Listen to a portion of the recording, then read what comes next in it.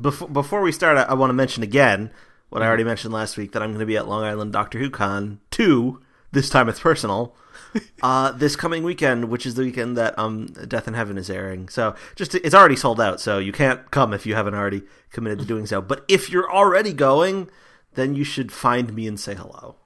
I personally recommend it. It's a very fulfilling hello. Actually, I don't know that that's really true. I would say it's fairly fulfilling. I mean, like, I've done it. I have done that more than once. I have found you get more greeted. than once, and I've been greeted by you more than once. I would describe it as fulfilling, yes. Okay, well, that's good.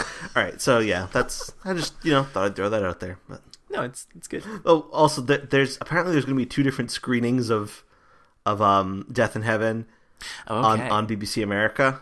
Wait, so they're going to be broadcasting BBC America in the convention? Yeah. In 2 different separate screenings, a quiet one and a loud one. So, like, one for people with children? Well, one for people who, like, want to react. No, obviously. And one for people who just want everyone else to shut the hell up.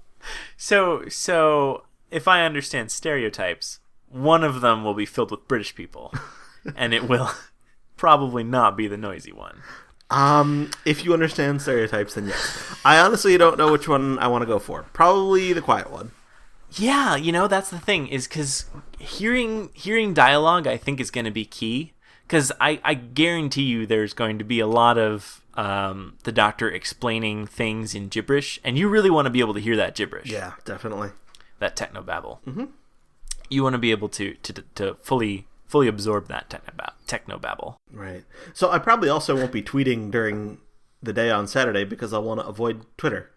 Yeah. With the finale airing earlier in the UK, then I'm going to be able to see it. So that's right. But yeah, so that's interesting. Well, what happens if the who am I kidding? The quiet one, there's going to be plenty of space. I hope so. I imagine. I don't know. I feel like, I don't know. Maybe this is just my stereotypes acting up again, but I feel like the average Doctor Who con goer probably wants to make a lot of noise. Well, I don't. So no, I know. I just want to sit there silently and completely absorb every morsel of the episode that I possibly can. Right. As would I. And because there are commercial breaks, there's plenty of noise time for commercial breaks, I'm sure, as well. That's true. You can get it all out. Yeah, everything you felt you had to say, you can say that.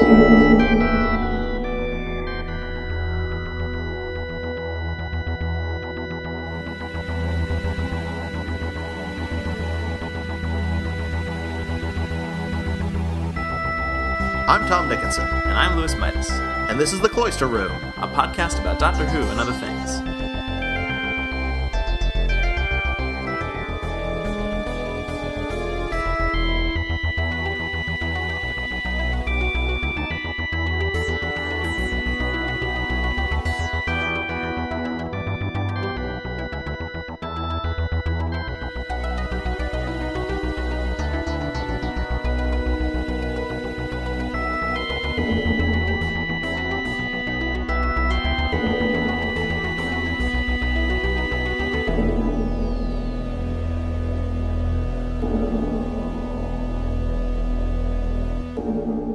Dark Water.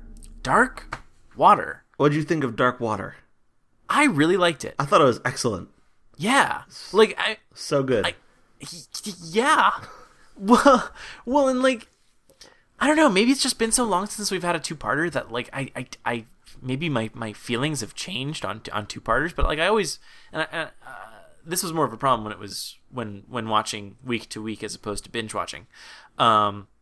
It kind of bothered me that I always felt like I was only getting half an episode, but for whatever reason this time, maybe it's because I'm older and more mature, but for whatever reason, like I loved every second of this. I thought it was like beautifully paced and just a delight. Like I never felt like it was too slow, or I felt like I was like I wanted things to happen faster. I was so enthralled that it took me several hours, maybe not even until the next day after the episode aired, that I realized, hey, wait a second, half the stuff in the trailer wasn't in that episode. Like 95% wasn't in that. Yeah, episode. like for instance, no Unit, no Kate Stewart, no Osgood. Yeah.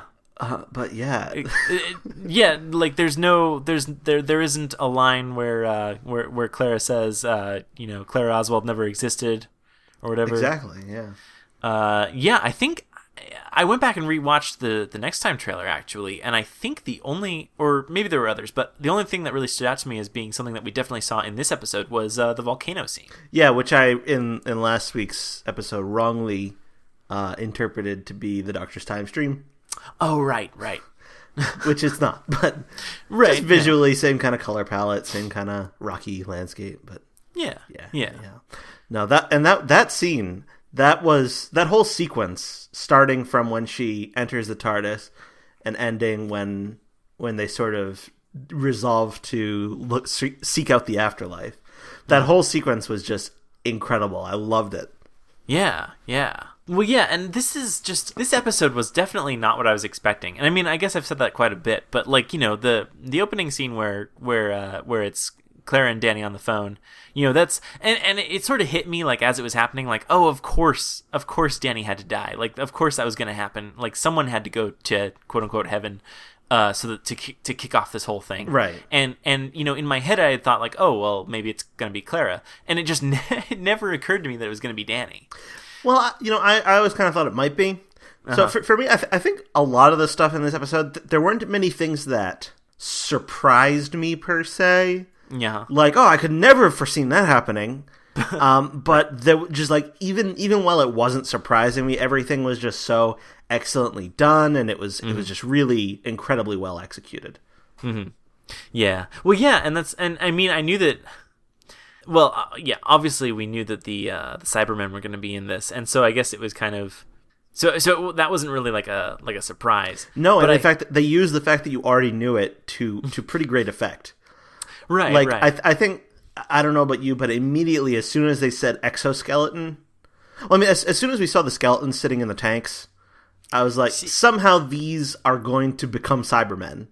Mm-hmm. Like, they're skeletons that are going to be converted into Cybermen or something.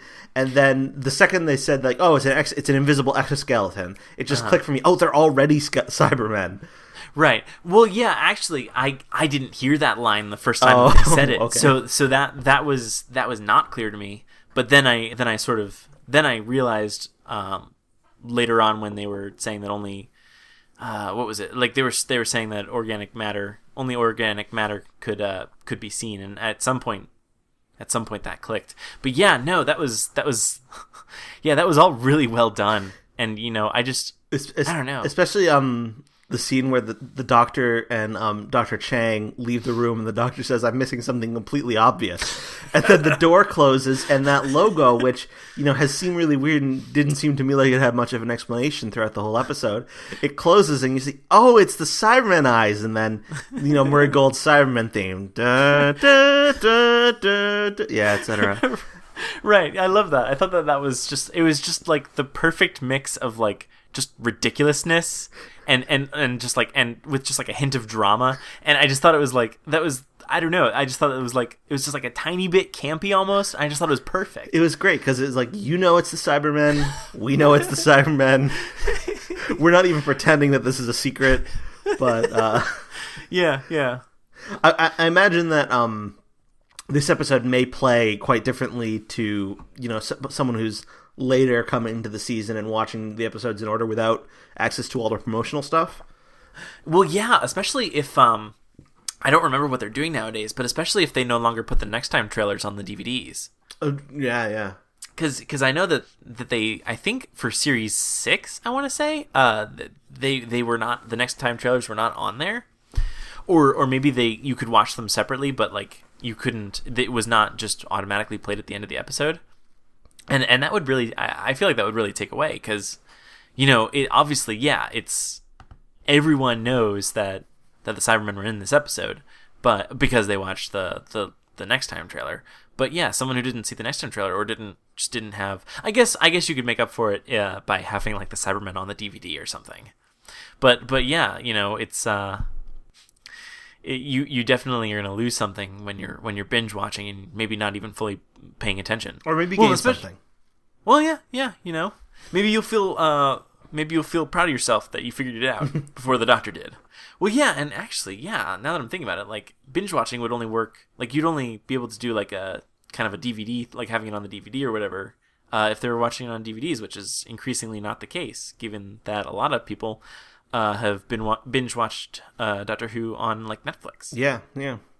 So they don't get that advantage anymore. But that is something that annoyed me. That like super annoyed me about.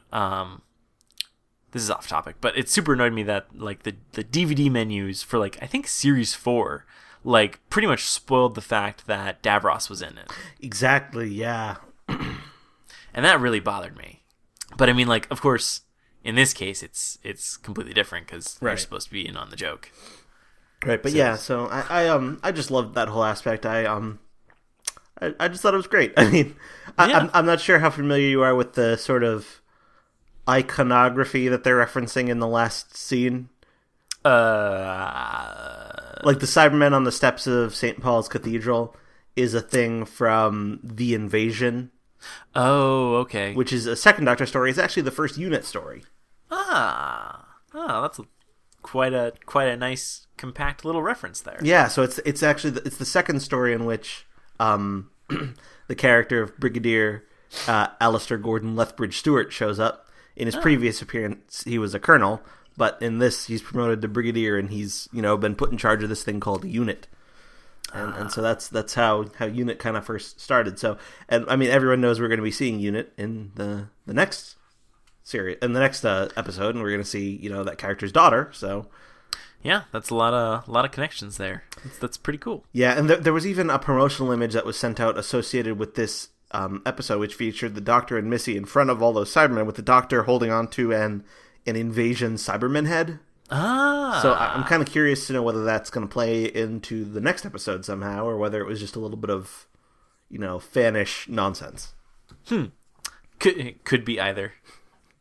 Could be both. Yeah, but yeah. Well, yeah, and it's so interesting because this is. Man, it's so neat to have a two-parter because I don't have any idea what's going to happen next week. No, and the thing is, like, Moffat always twists it some way. Yeah. That, like, I mean, we've seen Moffat two-parters before. It's been a while, but you had, the biggest example, like the sort of original example of this, and it's not his first two-parter. His first two-parter was The Empty Child, The Doctor Dances. But the sort of prototypical Moffat two-parter is Silence in the Library, Forest of the Dead. And Forest of the Dead kind of takes you into this alternate world where Donna's having this whole other life, and so it just completely twists the story and makes it about something that you'd never have expected. Right. So this could go almost anywhere, and the finale is going to be 60 minutes long. Oh, is it really? Yes. So basically they took the length of an entire episode and distributed it across this and Deep Breath. Wow. Plus some of the other episodes this season are a little longer than usual, so it's almost as though the season were not shortened by an episode. Huh. Interesting. That's really cool. Well, yeah, and yeah, oh man, there's just so many things that could happen. It's just... Oh, yes. Oh, man. This is so exciting. So I want to find out more about Missy. Well, yeah. What did you think of that? I thought, well, so I was surprised, but not because that was like an unheard of thing for me, but because like I'd read online, like, I've seen people say like, people theorizing like, Missy, like literally what she says, like, Missy's short for mistress. Mistress is the female version of master, and then reasoning that it was going to be the master, and I just like I would read those theories and I would just kind of, I don't know, just like chuckle lightly under my breath and think like, there's no way that could ever be true. You didn't think it was going to be the master? No. I started off thinking it was going to be the master, but managed to convince myself all kinds of other different things. And it kind of reminds me of at the end of season 4 of Lost, like there's a major sort of plot point revolving around a coffin. and you don't know yes. who's in the coffin. Yes. And then it's not until the end of season 5 that you find out who's in the coffin. Right. And the character who turns out to be in the coffin is really just the most obvious one. But True. through the entire, year between those episodes airing, I just, spent my whole time. I'm thinking it's not seasons 4 and 5. It's 3 and 4, right? No, it's 4 and 5. No, it can't be because no, it is. It is because season 6 kicks off. Wait, no, it's season 3. Season 3 ends off with the first flash forward. Yeah, right. Yeah. So between season 3 and 4, between seeing that episode and between seeing the ending episode of season 4. Anyhow, I'd thought about it so much that I had kind of gotten away from the obvious. To the point where I was convinced, no, it's not going to be the Master. It's going to be a brand new character. Moffat doesn't do that. Moffat doesn't do this big reveal where, it turns out it's this thing from the past. It's always someone new. Right. But, I loved it, though. I thought it was great that it was the Master, and I thought she was excellent. No, yeah. Well, yeah, and now I'm trying to think of, and it's funny because looking back at her performance, she almost feels like the most Anthony Ainley the Master's been in a really long time. Yeah, well, right down to, completely useless disguises. She claims to be a robot for no reason. And that scene, she is so funny in that scene. Yeah. I like my favorite line is I am in charge. Yeah, it's great. Yeah, oh man. Yeah, it's...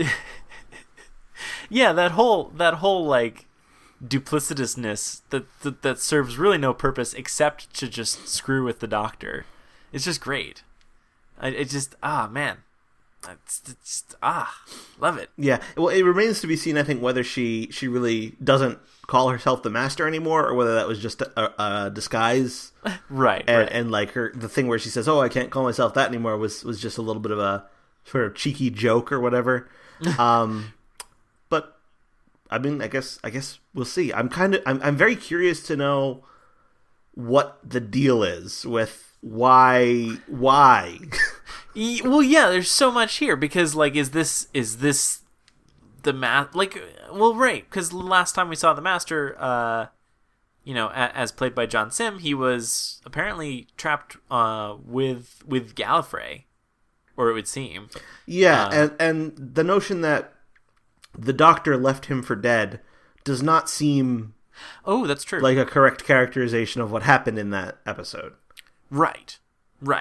Yeah, unless that's just how the Master feels it, how it played out. Yeah, I mean, he seemed to go very willingly. Well, right. But, or this could be the Master at some other point. That's true. That's definitely possible. Unless they're... Yeah, I don't know, because is there some... Well, I don't know. I guess there's no reason why they couldn't meet out of order. I mean, I guess technically... Well, it depends. I don't know. I've heard, I don't know how official it is. I feel like most of what I heard is just people theorizing on how it works. But if you're about to say that Time Lords can't meet out of order, then yeah, it's just people theorizing. Well, yeah, and yes, and on top of that it's all controlled by Gallifrey. Yeah, that's all people theorizing. Okay, that's kind of what I've assumed. It also, I've thought a lot about that, and this is kind of off topic, but I feel like that doesn't really work. I don't think it works either. Just because you'd have a situation where you'd have a bunch of places you could not go, or a bunch of times and places you could not go because someone else has already been there, and someone else is already there at a different point that you're not in sync with. Right. So you would have already missed your theoretically, especially if there are generations of Time Lords, there'd be a bunch of your ancestors who went to cool places that you want to go to, but you can't because your ancestors went there. And so you can't go there because that would be meeting them out of order. But I don't know. Yeah. If this is the post-Sim Master, it would be... I think it would be nice if he made a cameo, but I kind of doubt he did. Well, yeah. Well, yeah, you're thinking in terms of regenerating. Oh, right, yeah. Yeah, so, that's kind of the thing, is I want to know what led up to this. I want to know, and I'm sure, I don't think Stephen Moffat's going to give it to us. Well, he might. But I just really want to know how we got from, John Sim shooting bolts of lightning at Timothy Dalton to this. Well, I think we're going to get something there because, the whole sort of general idea of the Day of the Doctor was that what we thought happened on Gallifrey didn't actually happen on Gallifrey. Something else happened. Everyone wasn't destroyed. They were locked away somehow. So the notion that the Master was last seen sort of going to what everyone assumed was his death and is now alive, kind of coinciding with the fact that Gallifrey was supposed to burn, was allegedly supposed to burn, but is now not, then I think there's going to be some kind of tie-in there. So you think we might get more information on what happened to Gallifrey then? Yeah, I do. Nothing like super detailed, but at least some explanation of how the Master managed to get out of that situation. Yeah, I could see that. I could see those things being related. Definitely if they post if this is the post John Sim Master, then yeah, it has to be something. There has to have been something. It's so interesting because she's just so different. Well, I don't know. The John Sim Master was like really crazy and like manic almost, and Missy does not seem that way at all. And so, I feel like, I don't know. I feel like this is going to be very interesting to see how far she has come since then, and just, yeah, I really want to know what happened there. Yeah. So this is, I don't know. This next episode is just going to be so interesting. I can't wait. Yeah, I mean, I don't feel like I understand her plan at the moment. Yeah, right. Like, okay, obviously, she's got some kind of stolen Time Lord technology. Right. Well, it's a piece of the Matrix. Oh, right. That's what he says. Yeah, and the second she said it, it's like, oh, that makes so much sense, because based on what we kind of know about the Matrix from the classic series. And I don't know how much of that you've seen, but you've at least seen Trial of a Time Lord. Right. So, and that even kind of justifies how, all right, the Matrix shows the past, present, and future. So the fact that there's stuff happening in Victorian London, there's stuff happening in a future Dalek war, it could potentially make sense. But what I don't understand is, well, why would Half-Face Man be involved in this plan? I mean, why would that be a thing? Right. I mean, that's a robot. You can't convert that to a Cyberman. Why would these disintegrated people from inside the Dalek, I mean, you can't convert them into Cybermen, can you? So I'm wondering whether she's collecting them for some other purpose that's beyond what's made clear. Huh. Probably. Yeah. Yeah, I would not be surprised. Well, yeah, because... Yeah, that doesn't quite fit. So I guess the idea is that... I guess we're just assuming that... I don't know.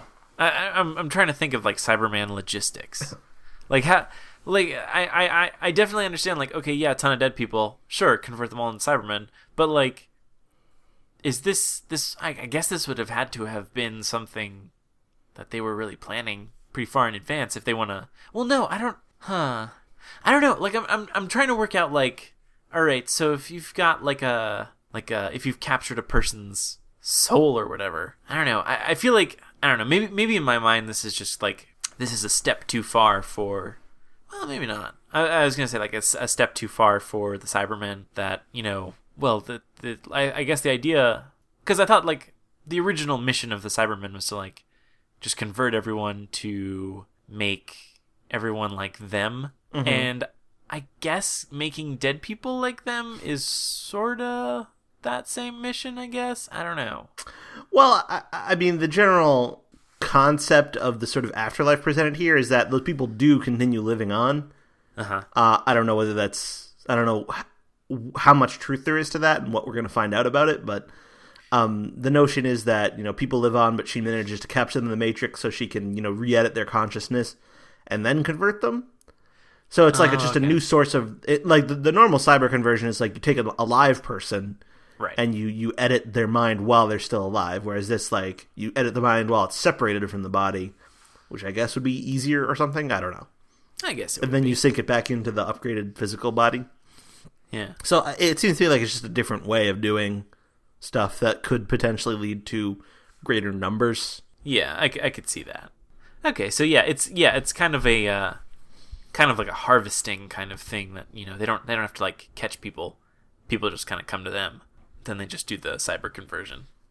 I guess that we can buy that. But yeah. So I don't really know how. Like, all right, yeah, I can see how this. I can see why the Cybermen would want to do this sort of thing.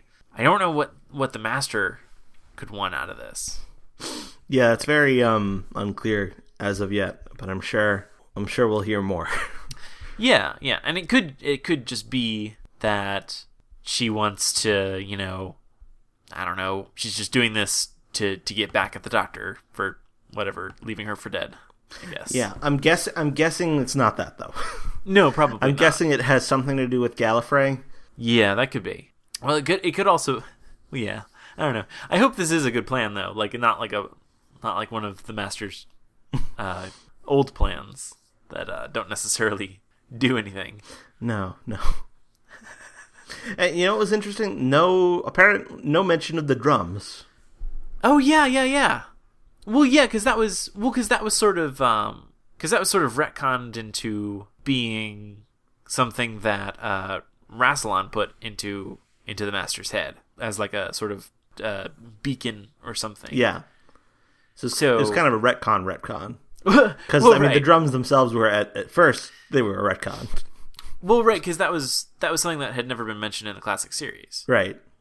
Yeah. So yes, yes. And then Russell T Davies re-retconned himself. Say, actually, no, this doesn't come from staring into a black hole. It comes from the evil plan of this episode. So I don't know if the drumming would stop. Well, yeah, you'd think that's how it always works in cartoons. Like you whatever subject, like whatever, like once you're sort of subjected to whatever it was that triggered it, then it goes away. I think. Is that how it works in cartoons? What cartoon? I have no idea. Oh, okay. Like whenever someone suffers a psychological trauma, you just have to confront that trauma again, and then it all goes away. Well, I don't know. I guess we'll have to see. But yeah. Well, and it doesn't seem like. Yeah, there's definitely no mention of it, so it would be weird for it to come up again, but I guess... I'm fine if it just never gets mentioned again. Well, right. I know that there are some Russell T Davies era fans that will be not fine with that. Is that like... Are the drums like a central point to the Master's character? Well, I think they just... There's a certain subset of Russell T Davies fans that just hates the notion of Moffat messing with anything Russell T Davies did. So I've heard a lot of people complaining, the Master had this great character arc that ends in the end of time, and Moffat is just going to ruin it. Which, I mean, I suppose it makes some amount of sense that you might think that, but also like the Russell T Davies version of the Master like completely retconned and re-retconned and did all kinds of crazy stuff with existing versions of the Master. So right. Yeah, I mean, come on. Russell T Davies completely ruined the story arc of the TV movie Master. Exactly. And the great his great ability to dress for the occasion. Exactly. It's completely ruined. Yeah, I would not be bothered by that at all. Well, and yeah. I can definitely see why people would be upset, but... There's also people who are upset that the Master is a woman now. Why? Because they just hate the idea that male characters can regenerate into women. But that's been established. That's been established multiple times. Yeah, but I think people just really don't like it. Some old classic series fans, etc., they're like, "Oh, Doctor Who is dead to me now," and there actually has been some amount of that, and I'm like, he was a snake. If he could be a snake, if he could be Eric Roberts, if he can be a snake and then Eric Roberts, then I honestly don't see what's wrong with this. But yeah, sky's the limit there. There are some people who complain that like, oh, all of a sudden now that the Master is a woman, she's gotta be all romantically interested in the Doctor, and I can kind of get behind that complaint a little bit. I think it's a little cliche, but yeah, I would agree with that. I mean, do we actually see? We see initially she does the welcome package. Yeah. Which was, well, I don't know. I can't tell if that was. I can't tell. Well, but do we get anything else that suggests that? Well, she calls the doctor her boyfriend in previous episodes and stuff like that, and yeah, okay, fair enough. Yeah, that's a little bit. But gratuitous. I mean, that aspect of it was always kind of there, even when he was a guy. That's true. I mean, come on. I mean, yeah, they always had basically secret crushes on each other. Yeah, I mean, come on. It's true. And also in Time of the Doctor, I don't know if we discussed this in our episode, but the Doctor made an allusion to the fact that he had once had an android boyfriend. Yeah. And many fans have taken that as a reference to somehow referring to the animated Scream of the Shalka, which has an android version of the Master. Okay. And I am happy to endorse that, even though it doesn't make any sense. It doesn't, but yeah, I think that sounds fun. Because it requires there to be another incarnation of the Doctor that we didn't know about, but I'm perfectly fine with that. I like that. Actually, I like that version of I like there being another incarnation better than I like the 10th Doctor regenerating twice or whatever. That counts as a regeneration. Well, then you can have it either way then. That's good. I want that. I want it that way. Thank you. Which boy band was that? I don't remember. I want to say it was NSYNC, but I don't know. They all sound the same to me. People swear to me that they're different, but are they? I think there's supposed to be some kind of difference. You mean it's not the same band with different names? I know. It's crazy. That's crazy. That is crazy. Actually, was it the Backstreet? I don't. You know what? I'm not even gonna put that into my browser. I'm not even gonna do that. I'm just gonna leave it. It's just gonna be a mystery. What do you think of Clara's Post-it notes? Well, so I didn't actually pause it to read them all. So what was her like? So her plan was to have this lengthy conversation with Danny about all the stuff that she'd been doing behind his back. Is that what I was? Yeah, I suppose it would be the follow-up to the previous episode in which he says, go home and think about it. Right. And then talk to me. But there's a Post-it note that just says 3 months on it. Ah. So I don't know what that means. Does it mean this has all been going on for 3 months? Or does it mean I'm 3 months pregnant? Oh. Or does it mean, something else entirely? Huh. Fascinating. Well, see, yeah. Well, wasn't there a length of time that happened between Kill the Moon and Mummy on the Orient Express? Wasn't there a length of time? I don't know. I feel like there might have been, but maybe it was just a month. So I don't know. I don't know why I think that. So maybe I'm wrong. But that's very interesting. Well, yeah, because I don't know what that would mean. I don't know either. But yeah, it could mean any number of things. I don't know. I feel like, well, okay, we'll see. Because if it's 3 months pregnant, the thing about that is, well, I've in the back of my mind, I've been thinking well, all right. So if we're meant to assume that Orson Pink is in fact a descendant of Danny Pink, then he can't die for real. But time can be rewritten. Well, yeah, that's true. But yeah, I guess if we're to assume that time in this instance will not be rewritten, then he would have to be alive to do that. And obviously, I have no reason to think that it wouldn't be rewritten. But that would be a good way to sort of circumvent that, is to say that Clara's already pregnant. I don't know. In my head, I kind of hope it's not that, because I'm kind of tired of characters being pregnant. Yeah, we already did that. Yeah, we already covered that base. I don't know. I feel like we don't need to do it again. I don't know. It's just to me it gets. I don't know. To me it seems kind of tiresome. Oh, well, this character could be pregnant. I bet they are. I don't know. Oh, there's. Does every. I don't know. Does every woman character have to get pregnant at some point? Is that a thing? Maybe. Maybe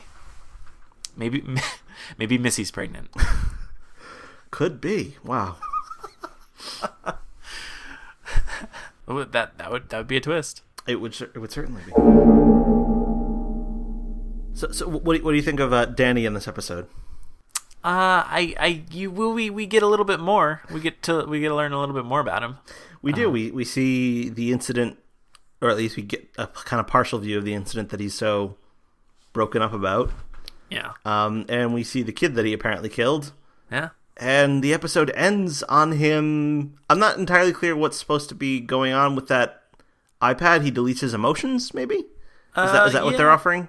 That's kind of what I assumed, because in the lead up to that sort of that dilemma or whatever, Seb's talking up like, oh yeah, we all these emotions, they're just so emotional or whatever. He's saying something different than that, but like the general idea is like, oh, these emotions are terrible. You don't want these, Come on, press this button and get rid of them.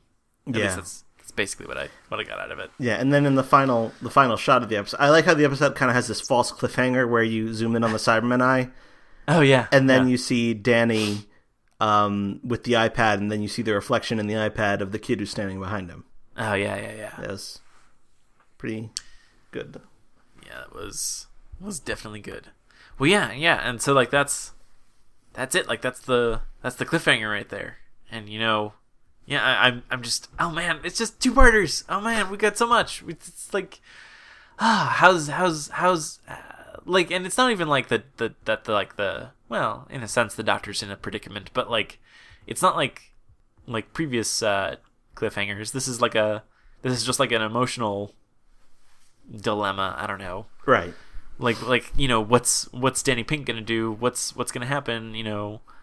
Like all these Cybermen can't keep stomping around, so that's gonna be stopped. But like the whole thing with like Danny, like what's going on with that? Like what's he gonna do? Like this is so much. And is he gonna be cremated? I don't know. That was a little. I feel like I saw one spoiler-free review of the episode beforehand. Oh yeah, that said that the episode may be upsetting to people who had a loved one who was recently deceased. Yeah, and I was kind of skeptical of like whether it would really go so far as for that to be the case. But once they got to that point, I was like, oh yeah, I can totally see how this would be upsetting. Yeah. But I think it's kind of good that before you get to that part, a character in the episode literally says, "This may be upsetting if you've had someone who is recently deceased. You may find it disturbing." And then after that, there's a couple minutes in which you can turn off the TV before they actually get to saying the whole, "Don't cremate me" thing. Yeah. Yeah, and that was really disturbing. Like, I mean, I say like, or I know that I've said in the past how how I feel like Stephen Moffat is really good at setting up a mystery, but then like when the mystery is revealed, it's kind of meh. But like here with the idea of like the 3 words, like okay, wow, ooh, the 3 words, that's mysterious. Like 3 words, what could these 3 words be? Like what would inspire you to do all this? Like, and then it's revealed that it's "Don't cremate me," and it's like, yeah, holy cow, like that's especially after kind of lightly hinting at that early on in the episode with Seb asking Danny if he was going to be cremated. Yeah. Which I kind of took to be sort of like a little joke. Uh-huh. Like, I didn't expect that to be significant. Right, yeah. And then when it kind of comes back and that's a real, like, shiver moment. It's such a good one. Yeah. So yeah, like, kudos to Stephen Moffat for coming up with that. Like, this whole episode was just really well done. Yeah. I thought the directing was fantastic, too. Oh yeah, definitely. I think this is one of the best. I think this is one of the best directed episodes I've seen in quite a while. Like some of the shots are great. I love the shot where Clara's running to see, to where Danny is, and then the camera pans around, and then she's in a different outfit, and it's a different, it's a different time. I love that. That's great. Yeah, that was really cool. This was it was so good. Yeah. I've watched this one 3 times. Oh wow! Yeah, it's the only one this season that I've watched more than twice so far. Oh wow! Yeah, I've only watched it twice, but I'm actually thinking about watching it again before I watch part 2, which is probably what I'm going to end up doing. But yeah, no, this is it's so good. It really was. It felt like it was paced so very well. This really, and I mean, I know that like we've in the past come across stories that we felt like could be two-parters and probably should have been two-parters, and like this right here is really like the argument for two-parter. Well, I say that only having seen the first part, but like this to me feels like it needed to be a two-parter. With just how all of this was playing out. And I imagine it would be really, really terrible if all of this exposition was crammed into like the first 20 minutes. Right, that would not be as effective. Yeah, and it just like, I don't know what it was, like this whole episode just felt like it was really like at a relaxed pace, and I really did enjoy it. And I don't know, like I want two-parters back, is what I'm saying. Like, it's so good. What did you think of Clara? I think, I don't know, like, I guess, I don't know. I mean, like, I totally, I don't know. Like, she's pretty adamant about getting Danny back. I thought that was, I don't know, that was really something. That was really something. Like it was definitely like kind of really like, oh man, I don't know. Like that was like really, I don't know. Like I would not have thought like that was not what you would expect a companion to do. Right, exactly. I just and even the doctor doesn't expect it. Is the thing is the doctor's like, well, no, I don't think you will, throw that key away or whatever. And then, but yeah, so like she basically, she more or less, or attempts to drug the doctor and then blackmail him into rewriting time and possibly creating massive paradoxes. Yeah. I would not be terribly surprised if this is something that, after all the plot is wrapped up, the doctor says, all right, well, now you can't travel with me anymore. Right. Because it definitely, like, I mean, even though the doctor says, like, oh yeah, you betrayed my trust, but that doesn't make a difference or whatever he says something like that. Yeah, I still feel like you can't just go back to traveling after something like that happens. That doesn't seem like, because it's apparent at this point that this is not a good thing for Clara. So like this is definitely taking a toll on her psychologically. I don't think that she should travel with the doctor anymore. I don't know. I mean, there'd have to be some significant development to make that seem okay. I don't know. Yeah, because even though it seems to me like this could be the thing that ultimately pushes her out of the TARDIS, I'm very interested to see what would happen if she did continue to be the companion. Like, well, yeah. What would be the way forward from here? Well, yeah. If she's going to be in Series 9, and I don't know whether she is, but if she is, then how's that going to be? Well, right, yeah. Yeah, I don't know. Yeah, because she definitely seems like she's burning bridges here. And I mean, I don't know.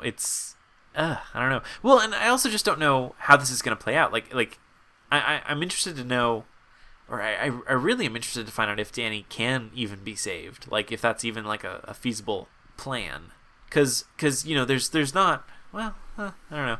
Like, he's been sort of captured inside the Matrix, but like that's not necessarily. I guess that's not really the real afterlife. I mean, it's tough to say what's.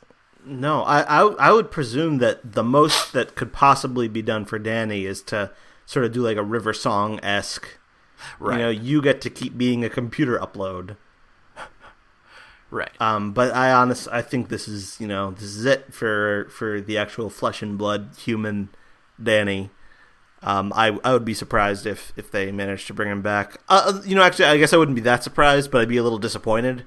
Because Moffat has a tendency to, magic happens and then a character is back to life. But I just don't see how that can make sense here when he just died normally in a freak car crash accident. He didn't get killed by a magic nanite or something. Right. When characters are killed in ridiculous sci-fi ways, then yeah, of course they can come back due to, other ridiculous sci-fi logic. But, if you're just killed by a car, there's no anti-car or something that can bring a person back. Like, that's not a thing. So yeah, it's I mean, obviously, I don't know, there could be something, because there is this weird sort of Matrix thing involved. I guess there could be a way to bring him back, but I feel like that would be sort of, I don't know. I don't know. It could happen, but yeah, I feel like that wouldn't be really like satisfying. I don't know. So yeah, I imagine that this would affect Clara in some way, probably pretty severely. I don't know. And if indeed she is pregnant, then I think she'd probably have to give up traveling in the TARDIS. Well, I don't know. That's not necessarily true. But I don't know.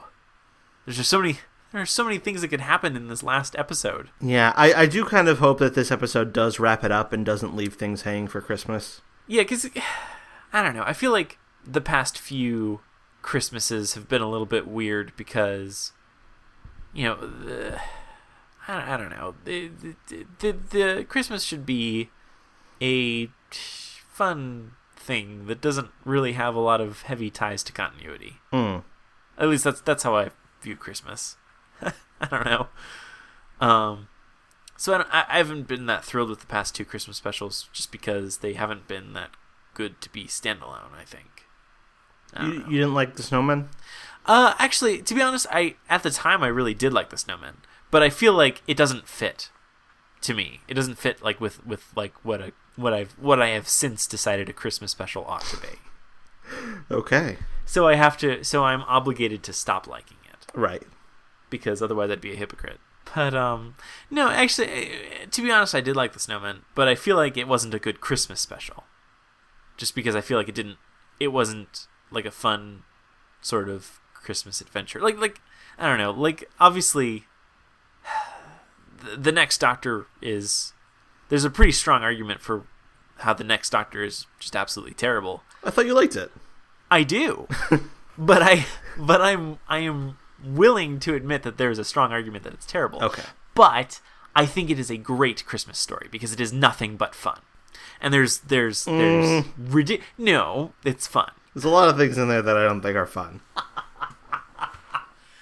I think it is a lot of fun. There's a giant cyber king stomping around. It's just, we've already talked about this, but I don't think we're going to come to an agreement, but I think it's a lot of fun. Well, you're entitled to it. Enjoy. Yeah. But yeah, no, I don't. But I don't want that. Is what I'm saying. I don't want to go into a Christmas special with a lot of things looming overhead. I want it to be more or less just like a clean slate where we can just have fun, like a Christmas Carol was. Everything with Series 5 had been wrapped up. There were threads hanging. There was the whole thing with the silence, but there was no pressure on the Christmas special to resolve those. Exactly. That was all just supposed to be sort of ethereal, like, oh well, there's all this mystery, and there's the implication that there's going to be that this stuff is going to be resolved at some point. But right now, let's just go off and have fun. Mm-hmm. And that's what it ended with, and that's how Series 5 ended, and that's sort of where you picked up with A Christmas Carol, was just like this like no expectation, but that something fun was going to happen, and it was just going to be like just a big Christmassy kind of ride. I don't know. And I think that worked out really well. And I really want. I don't know if I want another Christmas Carol, but I want like another kind of thing where I want another Christmas where it's just where the only expectation is fun. That's what I want. Okay. I don't think it's that unreasonable. No. So yeah, So I guess there's a lot of pressure on this last hour of Doctor Who to resolve a lot of stuff, but I feel like it could be up to the challenge. If I have to level a complaint against this episode, it didn't really, and I know that it turned out to not be an issue at all, but it really kind of sucked any sort of stakes out of the scene in the volcano, knowing that the Doctor should just be capable of snapping his fingers. That's true, but I had that in my head, but I just chose to ignore it. Or I chose to assume that that's only possible given that a TARDIS key is present. Oh yeah, it's like Bluetooth. It's like yes, pairing. Exactly. That's exactly what I chose to believe. The TARDIS keys could be like Bluetooth. That makes a lot of sense. Yeah, and I mean the thing is that the problem with the clicking his fingers thing is that Clara knows it, right? And Clara can do it too. Yeah, right. Because otherwise it wouldn't have been a problem because the Doctor is lying in that scene. He's only pretending that he thinks the threat is real. Right. Because he knows it's not real. So if not for the fact that Clara should have known about the clicking thing, but yeah. Oh well. So this could have all just been Clara's very emotional. She's not thinking clearly. She thinks this plan will work. She's not seeing it through all the way. So the Doctor sort of indulges her and just says like, "Oh yeah. That's definitely a real problem. You destroy all the keys. That'll definitely keep me out of the TARDIS forever." Well, and also there's a spare one in the cubbyhole above the pig, according to the McGann TV movie. Oh, that's right. That's right. Oh yeah, but it's differently shaped if I recall. It's not quite. It doesn't quite look like those keys. No, there have been differently shaped TARDIS keys over the years, and that's one of them. So maybe he changed the locks and he hasn't updated that key. Could be. Yeah. So once it's a dream, it's kind of forgivable because the Doctor could just be going along with it because that's what he specifically says is that he's just going along with it to see how it plays out.